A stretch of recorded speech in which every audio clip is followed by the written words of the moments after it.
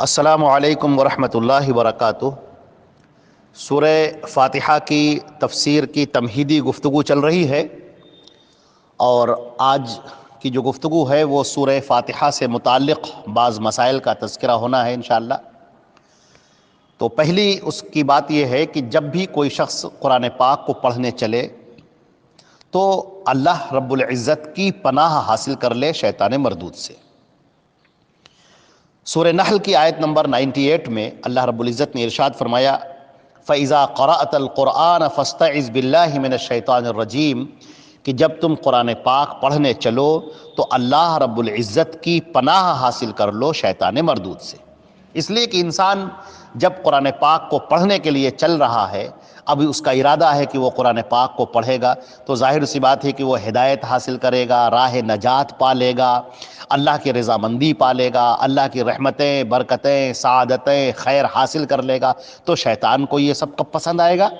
شیطان تو انسان کا کھلا ہوا دشمن ہے، تو وہ حسد میں جل جاتا ہے بالکل کہ یہ انسان اب تو ہدایت کی راہ پر چلنے جا رہا ہے، اب تو یہ اللہ کے کلام کو پڑھنے اور سمجھنے جا رہا ہے۔ چنانچہ شیطان مردود بہت ہی زیادہ پریشان ہو جاتا ہے، تو پھر وہ اپنی چالیں چلتا ہے، پھر وہ وسواس ڈالتا ہے ذہن کے اندر، اور پھر وہ انسان کو پریشان کرتا ہے، دق کرتا ہے، بہت ساری ایسی باتیں اس کے ذہن کے اندر ڈالتا ہے جس سے انسان بیچارہ پریشان ہو جائے۔ چنانچہ اللہ رب العزت نے فرمایا کہ جب بھی تم قرآن پاک پڑھنے چلو، اس کی تلاوت کرنے چلو، اس پر تدبر کرنے چلو، غور و فکر کرنے چلو، اس کی تفسیر کو، ترجمے کو سننے چلو یا پڑھنے چلو، بہرحال جب بھی تم قرآن پاک کی تلاوت کرنا چاہو یا سننا چاہو تو اعوذ باللہ من الشیطان الرجیم پڑھ لو، اللہ رب العزت کی پناہ حاصل کر لو۔ اچھا، ہم یہاں پر بتا دیں کہ یہ پناہ حاصل کرنا نبی کریم صلی اللہ علیہ وسلم نے کئی موقعوں پر سکھایا ہے۔ شیطان مردود انسان کا کھلا ہوا دشمن ہے، وہ انسان کے ساتھ میں لگا رہتا ہے نقصان پہنچانے کے لیے۔ یہاں تک کہ بیت الخلاء میں بھی بیان کیا کہ جب آدمی ٹوائلٹ میں جائے تو دعا پڑھ کر جائے، اللہم انی اعوذ بک من الخبث والخبائث، یا اللہ میں تیری پناہ چاہتا ہوں یہ جو شیاطین عورتیں اور مرد ہیں ان سب سے۔ ترمذی کی روایت میں یہ بات بیان کی گئی۔ اسی طریقے سے نبی کریم صلی اللہ علیہ وسلم جب دم کرتے تھے تو یہ بھی پڑھتے تھے اعوذ بکلمات اللہ التامہ من کل شیطان وہامہ ومن کل عین لامہ۔ اسی طریقے سے اعوذ باللہ من شر ما خلق وغیرہ سکھایا گیا ہے۔ تعوذ کے جو الفاظ ہیں پڑھنے کے تعلق سے وہ دو طرح سے حدیثوں سے آئے ہیں۔ ایک تو یہ ہے اعوذ باللہ من الشیطان الرجیم من حمزہ ونفخہ ونفثہ، یہ جو الفاظ ہیں یہ حضرت ابو سعید خدری رضی اللہ تعالیٰ عنہ کی روایت ہے ارواء الغلیل میں۔ یہ ابو سعید خدری رضی اللہ تعالیٰ عنہ فرماتے ہیں کہ اللہ کے رسول صلی اللہ علیہ وسلم جب رات میں اٹھتے، یعنی جب آپ تہجد پڑھنے کے لیے رات میں اٹھتے، کبرا تو اللہ اکبر کہتے، ثم یقول لا الہ الا اللہ ثلاثا، پھر 3 مرتبہ لا الہ الا اللہ پڑھتے، اور اس کے بعد کہتے اللہ اکبر کبیرہ، یہ بھی 3 بار کہتے، پھر کہتے اعوذ باللہ من الشیطان الرجیم من حمزہ ونفخہ ونفثہ۔ اسی طرح سے صحیح ابو داؤد کی روایت میں یہ صحیح روایت ہے اعوذ باللہ السمیع العلیم من الشیطان الرجیم من حمزہ ونفخہ ونفثہ، یہ بھی بیان کیا گیا ہے۔ تو آدمی کو چاہیے کہ یہ بھی پڑھا کرے، یا اعوذ باللہ من الشیطان الرجیم پڑھ لے۔ بہرحال شیطان مردود سے بھاگے انسان اور اللہ کی پناہ میں آ جائے، اللہ کے شیلٹر میں آ جائے، اللہ کی طاقت اور قوت کے اندر آ جائے، تاکہ اللہ رب العزت اس کو پناہ دے لے اور شیطان مردود کا کوئی حربہ اس کے اوپر کارگر نہ ہو۔ اسی طریقے سے سورہ فاتحہ کے تعلق سے ایک مسئلہ یہ بھی آتا ہے کہ یہ سورہ مکی ہے یا مدنی ہے، تو آپ یہ جان لیں کہ مکی یا مدنی سورہ کہتے ہیں جو ہجرت سے پہلے نازل ہوئیں وہ مکی کہلاتی ہیں، جو ہجرت کے بعد نازل ہوئیں وہ مدنی سورہ کہلاتی ہیں، اور سورۃ الفاتحہ سب کے نزدیک بالاتفاق یہ مکی سورہ ہے۔ ایک مسئلہ یہ بھی آتا ہے کہ بسم اللہ الرحمن الرحیم یہ سورت کی آیت ہے کہ نہیں، یعنی بسم اللہ الرحمن الرحیم الحمدللہ رب العالمین، تو ہم جو بسم اللہ الرحمن الرحیم پڑھتے ہیں یہ سورہ فاتحہ کی ایک آیت ہے یا نہیں ہے؟ تو یہ مسئلہ ایک باقاعدہ اختلافی مسئلہ ہے، اور بہت سارے لوگ تو یہ کہتے ہیں کہ بسم اللہ الرحمن الرحیم جز نہیں ہے، اور بعض کہتے ہیں نہیں اس کا ایک حصہ ہے، اور کچھ لوگ یہ بھی کہتے ہیں کہ نہیں سورۃ الفاتحہ کا حصہ ہے، باقی کا نہیں ہے۔ اچھا، ایک ہم بات بتا دیں کہ سورہ نمل میں آیت نمبر 30 اس میں باقاعدہ یہ آیت انہ من سلیمان و انہ بسم اللہ الرحمن الرحیم، تو وہاں پر یعنی بسم اللہ الرحمن الرحیم یہ ایک مستقل آیت ہے، قرآن پاک کے سورہ نمل کی آیت نمبر 30، یہ باقاعدہ بسم اللہ الرحمن الرحیم ایک آیت ہے۔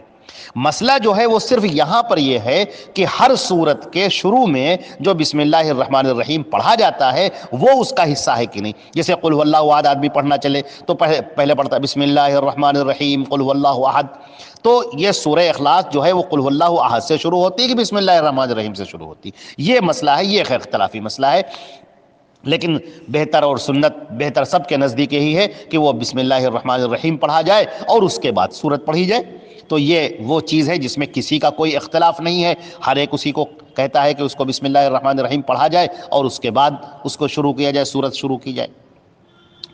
تو علماء مکہ اور علماء کوفہ اسے فاتحہ سمیت ہر سورت کی آیت قرار دیتے ہیں۔ علماء مکہ اور علماء کوفہ کا کہنا یہ ہے کہ بسم اللہ الرحمن الرحیم ہر سورت کی آیت ہے، جو بھی صورتیں ہیں 114 صورتیں، سب کے شروع میں جو بسم اللہ ہے وہ سورہ براءہ کو چھوڑ کر ان سب میں وہ ایک آیت ہے۔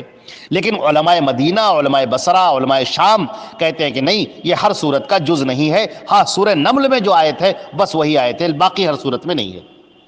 اسی طرح سے ایک مسئلہ اور آتا ہے ہمارے سامنے کہ بسم اللہ زور سے پڑھی جائے کہ آہستہ پڑھی جائے، یعنی بسم اللہ الرحمن الرحیم زور سے ہم پڑھیں، بسم اللہ الرحمن الرحیم الحمدللہ رب العالمین، یعنی نماز کے بارے میں ہو رہا ہے کہ نماز میں جب ہم پڑھتے ہیں تو اس کو زور سے پڑھیں کہ دھیرے سے پڑھیں۔ تو اکثر علماء کرام کا کہنا یہ ہے کہ بسم اللہ الرحمن الرحیم کو آہستہ پڑھا جائے، اور اگر کوئی زور سے پڑھتا ہے تو اس میں جواز کا پہلو ہے، توسع ہے، جائز ہے۔ ایک جو سب سے اہم مسئلہ ہے وہ یہ ہے کہ سورۃ الفاتحہ کا ہر رکعت میں، نماز کی ہر رکعت میں پڑھنا لازم ہے، فرض ہے۔ یہ بات آپ اچھی طرح سے جان لیں کہ نماز کی ہر رکعت میں سورہ فاتحہ کا پڑھنا فرض ہے۔ آپ نے 4 رکعت کی نماز آپ نے پڑھی تو 4 رکعت میں جو پہلی ہر رکعت کے اندر آپ کو سورہ فاتحہ پڑھنا یہ لازمی ہے اور ضروری ہے۔ اگر آپ نے سورہ فاتحہ نہیں پڑھی تو وہ رکعت نامکمل ہے، آپ کو وہ رکعت دہرانی ہوگی جس میں آپ نے سورہ فاتحہ نہیں پڑھی ہے۔ لہٰذا یہ بات خوب اچھی طرح سے سمجھ لینا چاہیے۔ احادیث صحیحہ میں کئی صحیح احادیث میں اس مسئلے کو باضابطہ بیان کیا گیا ہے۔ بخاری اور مسلم کی روایت ہے لا صلاۃ لمن لم یقرأ بفاتحۃ الکتاب، جس نے فاتحۃ الکتاب سورہ فاتحہ نہیں پڑھی اس کی نماز نہیں ہوئی، لا صلاۃ، اس کی نماز ہوئی نہیں۔ لمن، ہر کوئی بھی شخص جس نے بھی سورہ فاتحہ نہیں پڑھی۔ اب جس نے بھی نہیں پڑھی، یہ من کا لفظ جو ہے لمن لم یقرأ، جس نے بھی نہیں پڑھی، یہ ہر ایک کو شامل ہے، چاہے وہ اکیلا پڑھنے والا ہو، چاہے وہ امام ہو، امام کے پیچھے مقتدی ہو، نماز جہری ہو یا سری ہو، فرض ہو، سنت ہو، نفل ہو، کوئی بھی نماز ہو۔ اچھا، اس بات کی تائید اس حدیث سے ہوتی ہے جو ابو داؤد، ترمذی اور نسائی میں ہے، جس میں آتا ہے کہ ایک مرتبہ صحابہ کرام نبی کریم صلی اللہ علیہ وسلم کے ساتھ قرآن پاک پڑھتے رہے۔ اللہ کے نبی صلی اللہ علیہ وسلم نماز پڑھا رہے تھے، آپ قرآن پاک پڑھ رہے تھے، اور صحابہ کرام بھی اپنے آہستہ آہستہ وہ بھی پڑھنے لگے، جس کی وجہ سے آپ پر قرأت بوجھل ہو گئی۔ نماز ختم ہونے کے بعد آپ نے پوچھا کیا تم لوگ بھی میرے ساتھ پڑھ رہے تھے؟ تو انہوں نے کہا ہاں ہم بھی پڑھ رہے تھے۔